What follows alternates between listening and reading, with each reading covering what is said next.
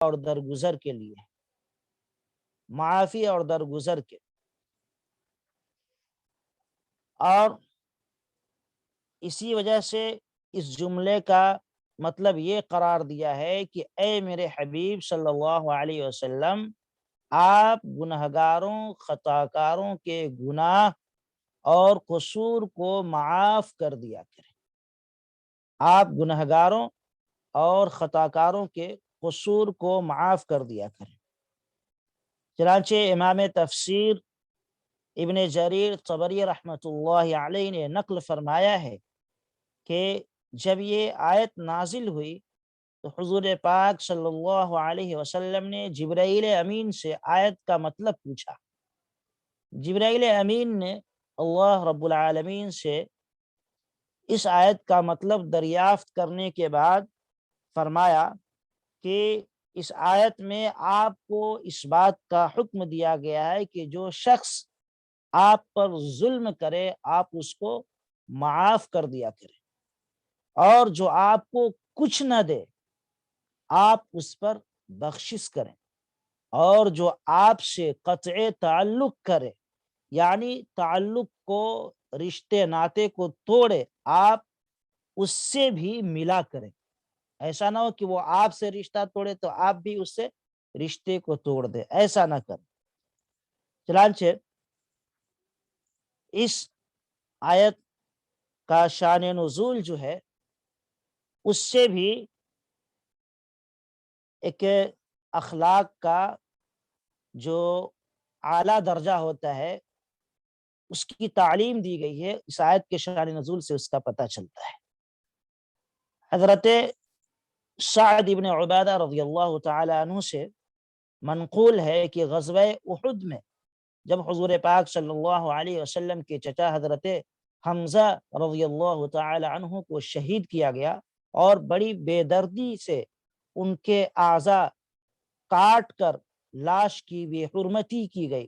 ان کے کان ناک کاٹ دیے گئے اور سینے کو چیر دیا گیا، لاش کی بے حرمتی اور بے ادبی کی گئی، تو حضور پاک صلی اللہ علیہ وسلم نے لاش کی اس حیات کو دیکھ کر فرمایا کہ جن لوگوں نے میرے چچا کے ساتھ ایسا معاملہ کیا ہے میں ان کے 70 آدمیوں کے ساتھ ایسا ہی معاملہ کر کے چھوڑوں گا، یعنی میں بھی ان کے ایک کے بدلے 70 آدمیوں کو قتل کروں گا اور ان کے اعضاء کو کاٹ کر کے ان کی لاش کی بھی حرمتی کروں گا۔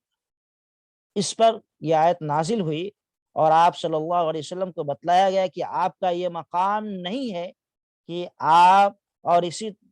اس طرح کا معاملہ آپ کریں، آپ کے شایع نشان یہ ہے کہ آپ عفو اور درگزر سے کام لیں، معافی سے کام لیں۔ آپ کے شان کے مناسب نہیں ہے کہ جس طرح کا معاملہ انہوں نے آپ کے چچا کے ساتھ کیا آپ ویسی معاملہ ان کے ساتھ کریں۔ خذ العفو، اے میرے حبیب آپ معاف کر دیا کریں۔ اس مضمون کی تائید ایک حدیث ہے اس سے بھی ہوتی ہے جو امام احمد نے عقبہ ابن عامر رضی اللہ تعالیٰ عنہ سے روایت فرمائی ہے، وہ یہ ہے کہ رسول اللہ صلی اللہ علیہ وسلم نے حضرت عقبہ ابن عامر کو جو مکارم اخلاق کی تعلیم دی وہ وہی تھی کہ جو شخص تم پر ظلم کرے اس کو معاف کر دو، جو تم سے قطع تعلق کر دے رشتے ناطے کو توڑ دے تم اس سے بھی ملا کرو، جو تمہیں محروم کر دے کچھ نہ دے تم اس کو بھی بخش دیا کرو، جو تم کو محروم کر دے کچھ نہ دے اس کو بھی دے دیا کرو، اس کو بھی بخشش دیا کرو۔ چنانچہ بیہقی میں حضرت علی رضی اللہ تعالی عنہ سے ایک روایت منقول ہے کہ رسول اللہ صلی اللہ علیہ وسلم نے ان سے فرمایا کہ میں تم کو اولین اور آخرین کے اخلاق سے بہتر اخلاق کی تعلیم دیتا ہوں۔ حضرت علی رضی اللہ تعالیٰ عنہ کو حضور پاک صلی اللہ علیہ وسلم نے فرمایا کہ میں تم کو اولین اور آخرین کے اخلاق سے بہتر اخلاق کی تعلیم دیتا ہوں، وہ یہ ہے کہ جو شخص تم کو محروم کرے تم اس پر بھی بخشش کرو، جو تم پر ظلم کرے تم اس کے ظلم کو معاف کر دو، جو تم سے قطع تعلق کرے تم اس سے بھی ملا کرو۔ الغرض اس آیت کے اندر حضور پاک صلی اللہ علیہ وسلم کو ایک بہترین اخلاق کی تعلیم دی گئی ہے، اور ایسے اخلاق کی تعلیم دی گئی ہے کہ اس سے بہتر اور بلند اخلاق کی تعلیم کوئی ہو ہی نہیں سکتی دنیا کے۔ جتنے بھی انبیاء کرام دنیا کے اندر تشریف لائے ہیں، ان تمام کی ہدایات اور ان کو جو کتابیں دی گئی، اور یا ان کو جو صحیفے دیے گئے، اگر انسان ان کا مطالعہ کرے تو اسے محسوس ہوگا کہ جو تعلیم اور جس بلند اخلاق اور عظیم اخلاق کی تعلیم اس آیت کے اندر مسلمانوں کو حضور پاک صلی اللہ علیہ وسلم کے توسط سے دی گئی ہے، اور خود حضور پاک صلی اللہ علیہ وسلم کی اس تعلیم کے مطابق، اس ہدایت کے مطابق تربیت کی گئی ہے، ایسی تعلیم کسی اور مذہب میں یا کسی اور نبی کی تعلیم میں ایسی ہدایت موجود نہیں ہے۔ چنانچہ رسول کریم صلی اللہ علیہ وسلم کے اعمال اور اخلاق ہمیشہ یہی وجہ ہے کہ اسی سانچے میں ڈھلے رہے جس کی ہدایت اللہ نے اس آیت کے اندر فرمائی ہے، اور اس کا مظاہرہ اس وقت ہوا جب مکہ فتح ہوا، آپ صلی اللہ علیہ وسلم کے جانی دشمن آپ کے قبضے میں آئے، تو آپ نے سب کو آزاد کر کے فرما دیا کہ جاؤ، تمہارے مظالم کا بدلہ لینا تو کیا، ہم تمہیں پچھلے معاملات پر ملامت بھی نہیں کرتے۔ اللہ کے نبی صلی اللہ علیہ وسلم کو جس بلند اخلاق کی تعلیم دی گئی اور اللہ نے آپ کی تربیت فرمائی، اس تربیت کا مظاہرہ فتح مکہ کے موقع سے ہوا کہ اللہ کے نبی صلی اللہ علیہ وسلم نے تمام جانی دشمنوں کو نہ یہ کہ صرف آزاد کر دیا، بلکہ یہ بھی کہا کہ جاؤ، آج میں تمہارے ظلم کا بدلہ بھی تم سے نہیں لوں گا، اور پچھلے معاملات جو تم نے ہمارے ساتھ کیے تھے، جو تکلیفیں پہنچائی تھی اور مسلمانوں کو جو گھسیٹ گھسیٹ کر کے مکہ کے اندر مارا تھا، ظلم و ستم کے پہاڑ توڑے تھے، اس پر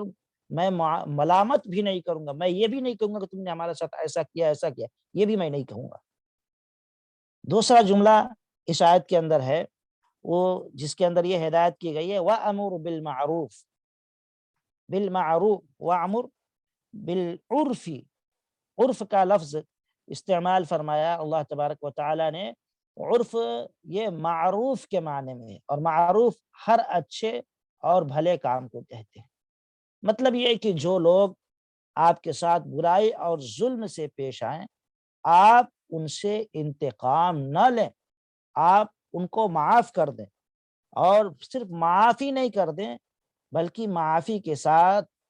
ان کو نیک کام کی ہدایت بھی کرتے رہیں۔ صرف معافی کا ہی نہیں معاملہ کرنے کا اللہ نے حکم دیا، بلکہ معافی کے ساتھ ساتھ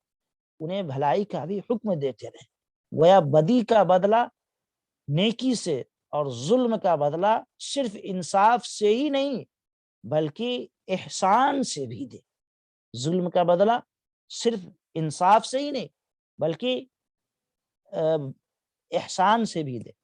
تیسرا جملہ اس آیت کے اندر ہے وَأَعْرِضْ عَنِ الْجَاهِلِ، جس کے معنی یہ ہے کہ جاہلوں سے آپ بالکل کنارہ ہو جائیں، کنارہ کش ہو جائیں۔ مطلب یہ ہے کہ ظلم کا انتقام اور بدلہ چھوڑ کر کے آپ ان کے ساتھ خیر خواہی اور ہمدردی کا معاملہ کریں، اور نرمی کے ساتھ ان کو حق بات بتلائیں۔ مگر بہت سے جاہل ایسے بھی ہوتے ہیں جو اس شریفانہ معاملے سے متاثر نہیں ہوتے، اس کے باوجود جہالت اور سختی سے پیش آتے ہیں، تو ایسے لوگوں کے ساتھ آپ کا معاملہ یہ ہونا چاہیے کہ ان کے دل خراش اور جاہلانہ باتوں سے متاثر ہو کر کے انہی جیسی سخت گفتگو نہ کریں، بلکہ ان سے کنارہ کش ہو جائیں۔ جو آپ پر ظلم کر رہا ہو آپ اسے معاف کر دیں اور بھلائی کا حکم دیں، اور جو آپ کو کڑی کسیلی باتیں سناتا ہو اور اپنی باتوں سے، اپنی چرب زبانی سے آپ کو تکلیف پہنچاتا ہو، اے میرے حبیب آپ ایسا نہ کریں کہ آپ بھی اس کے بات کے جواب میں اسی کے جیسے سخت کلامی سے پیش آئے اور سخت بات کریں، نہیں بلکہ آپ نرمی اختیار کریں اور اس کو چھوڑ کر کے کنارہ ہو جائیں۔ یعنی اس کے سخت اور بیہودہ باتوں کے جواب آپ سختی سے نہ دیں بلکہ نرمی سے دیں یا پھر اس سے الگ ہو جائیں۔ چنانچہ امام ابن کثیر رحمۃ اللہ علیہ نے تفسیر ابن کثیر کے اندر فرمایا کہ کنارہ کش یعنی جاہل سے کنارہ کش ہونے کا مطلب بھی یہی ہے کہ ان کی برائی کا جواب برائی سے نہ دیں۔ یہ معنی نہیں کہ ان کو ہدایت کرنا چھوڑ دیں، نہیں، بلکہ ہدایت تو کرنا ہے، انہیں تاکید کرنی ہے، بھلائی کا حکم دینا ہے، لیکن یہ مطلب ہے کہ ان کی برائی کا بدلہ آپ برائی سے ہرگز نہ دیں بلکہ انہیں معاف کر دیں، ان سے کنارہ کشی اختیار کریں۔ صحیح بخاری کے اندر اس جگہ ایک واقعہ حضرت عبداللہ ابن عباس رضی اللہ تعالیٰ عنہ سے نقل کیا ہے کہ حضرت فاروق اعظم کی خلافت کے زمانہ میں عیینہ ابن حصن مدینہ آیا اور اپنے بھتیجا حر بن قیس کا مہمان ہوا۔ حضرت حر بن قیس یہ بڑے علم والے تھے اور حضرت فاروق اعظم رضی اللہ تعالیٰ عنہ کی مجلس مشاورت جو تھی اس میں یہ شریک ہوا کرتے تھے۔ حضرت فاروق اعظم کی جو کمیٹی تھی، جو مشورہ دی ایڈوائزری بورڈ جس کو ہم کہتے ہیں، اس میں اس کے ایک ممبر تھے حضرت حر بن قیس رضی اللہ تعالیٰ عنہ، بڑے صاحب علم آدمی تھے۔ عیینہ نے اپنے بھتیجے حر بن قیس سے کہا کہ تم امیر المؤمنین کے قریب رہتے ہو، ان کی مجلس میں رہتے ہو، میرے لیے ان سے ملاقات کا کوئی وقت نکال۔ حر بن قیس نے حضرت فاروق اعظم رضی اللہ تعالیٰ عنہ سے درخواست کی کہ میرے چچا آپ سے ملنا چاہتے ہیں۔ حضرت عمر نے اجازت دے دی، مگر عیینہ نے فاروق اعظم کی مجلس میں پہنچ کر نہایت ہی بدتمیزی کے ساتھ بات کی اور غلط بات چیت کی، اور یہ کہا کہ آپ ہمیں ہمارا حق پورا نہیں دیتے، ہمارے ساتھ انصاف نہیں کرتے۔ ظاہر سی بات ہے کہ خلیفہ وقت کے ساتھ اس طرح بدتمیزی سے بات کرنا یہ بالکل بیہودگی والی بات تھی۔ فاروق اعظم رضی اللہ تعالیٰ عنہ کو اس پر بڑا غصہ آیا، تو حر بن قیس رضی اللہ تعالیٰ عنہ جو تھے ان کی مجلس میں انہوں نے عرض کیا، امیر المؤمنین، اللہ تعالیٰ نے فرمایا خذ العفو وامر بالعرف واعرض عن الجاہل۔ یہی آیت حضرت حر بن قیس نے حضرت عمر فاروق رضی اللہ تعالیٰ عنہ کو پڑھ کر سنائی اور کہا کہ یہ بھی جاہلین میں سے ہے، یہ میرا چچا جاہل ہے، آپ معاف کر دیں۔ یہ آیت سنتی حضرت فاروق اعظم رضی اللہ تعالیٰ عنہ کا سارا غصہ ختم ہو گیا اور آپ نے اس کو کچھ نہیں کہا۔ حضرت فاروق اعظم کی یہ عادت بڑی مشہور تھی، کان وقافا عند کتاب اللہ عز وجل، یعنی کتاب اللہ کے احکام کے آگے گردن ڈال دیتے تھے۔ حضرت فاروق اعظم رضی اللہ تعالیٰ عنہ کی عادت بڑی مشہور تھی کہ کتاب اللہ کا کوئی حکم آ گیا تو اس کے آگے فوراً سرنڈر ہو جایا کرتے تھے۔ الغرض یہ جو آیت ہے یہ مکارم اخلاق کی ایک جامع آیت ہے۔ بعض علماء نے اسی لیے بیان فرمایا ہے کہ لوگ دو قسم کے ہیں، ایک محسن یعنی اچھے کام کرنے والے، دوسرے بدکار ظالم۔ اس آیت نے دونوں طبقوں کے ساتھ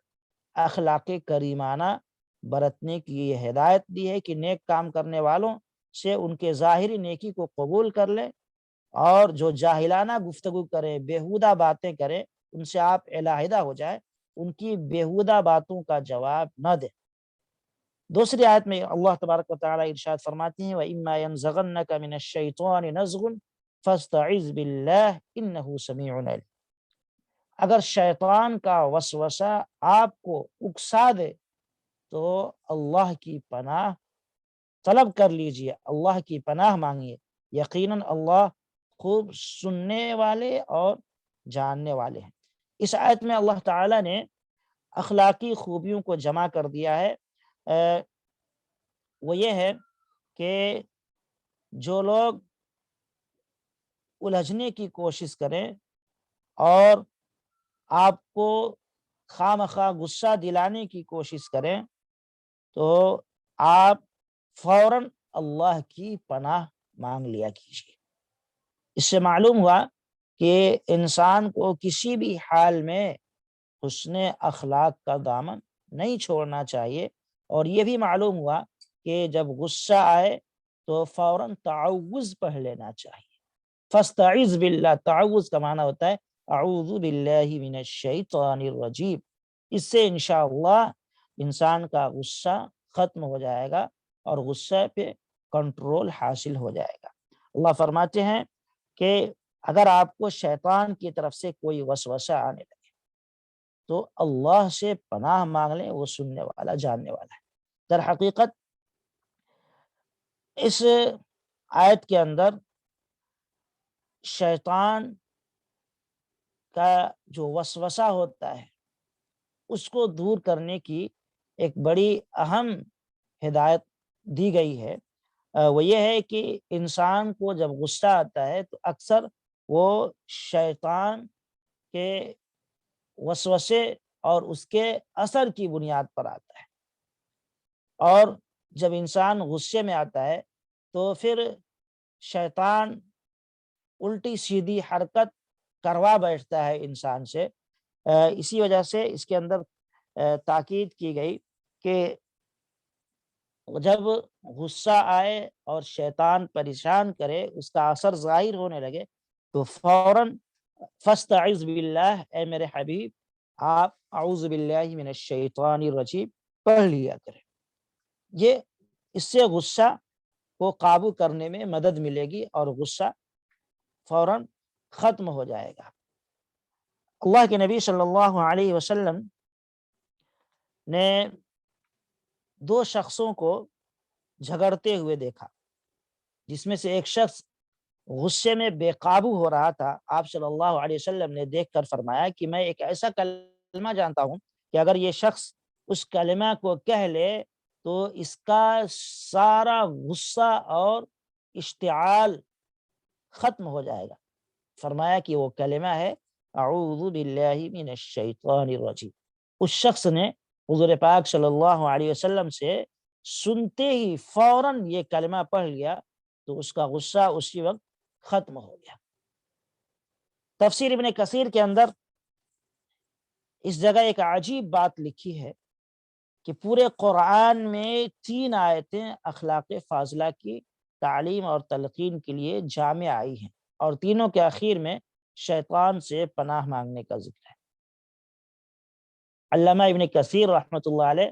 لکھتے ہیں کہ پورے قرآن میں 3 آیتیں ایسی ہیں جن میں عمدہ اخلاق کی تعلیم دی گئی ہے، اور تینوں کے اخیر میں شیطان سے پناہ مانگنے کا ذکر ہے۔ اول یہی آیت ہے وَإِمَّا يَنزَغَنَّكَ مِنَ الشَّيْطَانِ نَزْغٌ فَاسْتَعِذْ بِاللَّهِ إِنَّهُ سَمِيعٌ عَلِيمٌ۔ اللہ فرماتے ہیں کہ جب آپ کو شیطان کی طرف سے وسوسہ آنے لگے تو آپ کیا کریں؟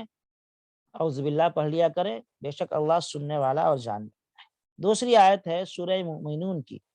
وہ یہ ہے ادفع باللتی ہی احسن السیئہ نحن اعلم بما یصفون وقل رب اعوذ بک من ہمزات الشیاطین واعوذ بک رب ان یحضرون۔ یعنی اے میرے حبیب آپ برائی کا بدلہ بھلائی سے دیں، برائی کو بھلائی سے دور کریں۔ ہم خوب جانتے ہیں یہ لوگ جو آپ کے بارے میں کہتے ہیں، اور آپ یوں اللہ سے دعا کیجئے کہ اے میرے پروردگار میں آپ سے پناہ مانگتا ہوں شیطان کے دباؤ سے، اور اے میرے پروردگار میں آپ سے پناہ مانگتا ہوں اس بات سے کہ شیاطین میرے پاس آئے، یعنی شیطان کے اثرات سے میں آپ کی پناہ مانگتا ہوں۔ تو یہاں اللہ نے اخلاق کی تعلیم دی، بلند اخلاق کی، کہ آپ برائی کو بھلائی سے دور کریں۔ تیسری آیت سورہ حامیم سجدہ کی ہے وَلَا تَسْتَوِي الْحَسَنَةُ وَلَا السَّيِّئَةُ ادْفَعْ بِالَّتِي هِيَ أَحْسَنُ فَإِذَا الَّذِي بَيْنَكَ وَبَيْنَهُ عَدَاوَةٌ كَأَنَّهُ وَلِيٌّ حَمِيمٌ وَمَا يُلَقَّاهَا إِلَّا الَّذِينَ صَبَرُوا وَمَا يُلَقَّاهَا إِلَّا ذُو حَظٍّ عَظِيمٍ وَإِمَّا يَنزَغَنَّكَ مِنَ الشَّيْطَانِ نَزْغٌ فَاسْتَعِذْ بِاللَّهِ إِنَّهُ هُوَ السَّمِيعُ الْعَلِيمُ۔ اس میں بھی اخلاق کی تعلیم دی گئی ہے، اور یہ کہا گیا ہے کہ آپ برائی کا بدلہ برائی اور بھلائی دونوں یہ برابر نہیں ہو سکتے، لہذا آپ بھلائی سے بدلہ دیا کریں، اور جب آپ بھلائی کا معاملہ کریں گے برائی کے مقابلے میں تو جس کے دل میں دشمنی ہوگی وہ آپ کا دوست بن جائے گا۔ اور آخر میں کہا گیا کہ جب شیطان آپ کو غصہ دلائے تو آپ اللہ کی پناہ مانگ لیا کیجئے۔ بہرحال یہ جو آیت پڑھی گئی ہے اس کے اندر اللہ تبارک و تعالی نے اخلاق کے ساتھ ساتھ اس بات کی بھی تعلیم دی ہے کہ انسان غصے کو کنٹرول کرنے کے لیے اعوذ باللہ من الشیطان الرجیم کہہ لیا کرے۔ اس کے بعد اللہ فرماتے ہیں ان الذین اتقوا اذا مسهم طائف من الشیطان تذکروا فاذا هم مبصرون، بے شک جو لوگ تقوی اختیار کرتے ہیں جب ان کو کوئی شیطانی وسوسہ چھوٹا ہے تو وہ چونک جاتے ہیں، پھر اسی وقت ان کی آنکھیں کھل جاتی ہیں۔ یعنی مطلب یہ ہے کہ گویا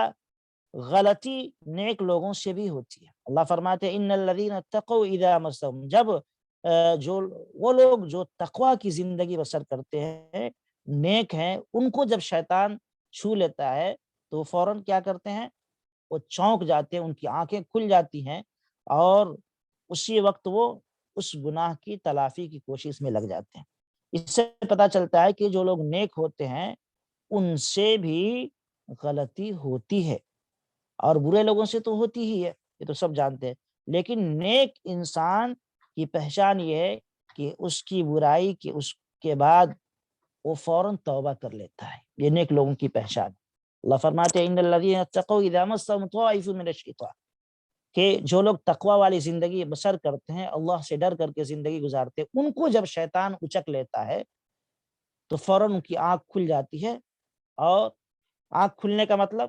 یعنی وہ اسی برائی پہ نہیں رہتے ہیں، اس برائی کو فوراً ختم کر دیتے ہیں۔ کوئی گناہ ہو گیا تو فوراً توبہ اور استغفار کر لیتے ہیں، لیکن جو لوگ برے ہیں، جو تقوی والی زندگی نہیں گزارتے، اللہ کے احکامات کی خلاف ورزی کرتے ہیں، ایسے لوگوں کو شیطان اچکتا ہے تو وہ شیطان کے پھندے میں ہی پھنسے رہ جاتے ہیں، وہ اس سے باہر نہیں نکلتے ہیں۔ یہ ان کی بری عادت ہے۔ نیک لوگوں کی عادت کہ فوراً اپنے گناہوں پر توبہ اور استغفار کرتے ہیں، اللہ سے معافی مانگ لیتے ہیں اور اللہ معاف کر دیتا ہے۔ اور اگر کوئی انسان ایسی بے توفیقی میں مبتلا ہو جائے کہ اسے گناہ پہ گناہ اس سے ہو رہے ہیں اور وہ توبہ نہیں کرتا ہے تو پھر اسے اللہ سے ڈرنا چاہیے۔ اب اس کے بعد کی آیت کے اندر اللہ رب العالمین نے ایک اہم ہدایت فرمائی ہے وَإِخْوَانُهُمْ يَمُدُّونَهُمْ فِي الْغَيِّ ثُمَّ لَا يُقْصِرُونَ، فرماتے ہیں کہ جو شیاطین کے بھائی ہیں، شیاطین انہیں گمراہی میں کھینچتے چلے جاتے ہیں، پھر وہ باز نہیں آتے۔ جو شیاطین کے بھائی ہیں، شیاطین انہیں کھینچتے چلے جاتے ہیں گناہ کی طرف، اور پھر وہ شخص پیچھے مڑ کر کے نہیں آتا۔ آپ دیکھیں کہ بہت سارے ایسے لوگ ہیں وہ گناہ کرتے ہیں اور پھر ایک گناہ کے بعد دوسرا گناہ، تیسرا گناہ، چوتھا گناہ کرتے کرتے وہ بہت دور نافرمانی میں چلے جاتے ہیں، اتنے دور چلے جاتے ہیں کہ بعض دفعہ انہیں توبہ کی توفیق نہیں، وہ اللہ کے سامنے توبہ اور استغفار نہیں کرتے، اسی حالت میں دنیا سے چلے جاتے ہیں۔ تو گویا کہ ایسے لوگ شیطان کے بھائی ہیں، شیطان جدھر گھماتا ہے ادھر گھومتے چلے جاتے ہیں، اور اس کے بجائے وہ لوگ جو نیک ہیں، تقوی اور پرہیزگاری والی زندگی گزارتے ہیں، ان کی پہچان اللہ نے یہ بتلا دی اس سے پہلے کی آیت کے اندر کہ جب انہیں شیطان چھو لیتا ہے تو وہ فوراً توبہ اور استغفار کر لیتے ہیں، جس کی وجہ سے اللہ تبارک و تعالی ان کے گناہوں کو معاف کر دیا کرتا ہے۔ تو اس سے تو یہ پتہ چلا کہ شیطان ان کو بھی ٹچ کرتا ہے جو نیک اور متقی ہیں، اور ان کو بھی چھوتا ہے جو برے ہیں، لیکن دونوں میں فرق ہے۔ نیک لوگ فوراً استغفر اللہ پڑھ لیا کرتے ہیں اور اللہ سے کہتے ہیں یا اللہ ہم سے غلطی ہو گئی، معاف فرما دیجیے، لیکن جو برے ہوتے ہیں وہ برائی کے بعد اور نافرمانی کے بعد یہ نہیں کہتے، بلکہ وہ انہیں کچھ احساس ہی نہیں ہوتا۔ چنانچہ بزرگان دین میں سے کسی کا ایک مقولہ ہے کہ فاجر اور فاسق آدمی گناہ کو ایسے سمجھتا ہے جیسے ایک مکھی بیٹھی تھی، اس کو اڑا دیا، بہت اس کو ہلکے پن سے لیتا ہے، اسے احساس نہیں ہوتا گناہ کا۔ اور جو متقی ہوتے ہیں، اللہ کے نیک بندے ہوتے ہیں، ان سے چھوٹا سا بھی کوئی گناہ ہو جائے، چھوٹی سی غلطی ہو جائے تو وہ ایسا سمجھتے ہیں کہ سر کے اوپر پہاڑ رکھ دیا گیا ہے، ایک بہت بڑا بوجھ رکھ دیا ہے، جب تک وہ اس کو ہٹا نہیں لیتے ہیں، اس بوجھ کو اتار نہیں دیتے ہیں اپنے سر سے، وہ چین سے نہیں بیٹھتے۔ یعنی جب تک وہ توبہ اور استغفار کر کے اپنے رب کے سامنے رو دھو کر کے معاف نہیں کرا لیتے ہیں، وہ چین سے نہیں بیٹھتے، انہیں چین ہی نہیں آتا۔ جب وہ استغفار کر لیتے ہیں، رو لیتے ہیں، جب ان کے دل کو قرار اور سکون ملتا ہے۔ تو عزیزان گرامی، اللہ تبارک و تعالی نے ان آیات میں خاص طور سے دو احکامات دیے ہیں۔ ایک تو اخلاق کے تعلق سے کہ انسان ہر حال میں اپنا کیریکٹر درست کرے، اپنے اخلاق کو بلند بنائے، بہترین بنائے، اور وہ اخلاق اپنے اندر پیدا کرے جو حضور پاک صلی اللہ علیہ وسلم کو اللہ رب العالمین نے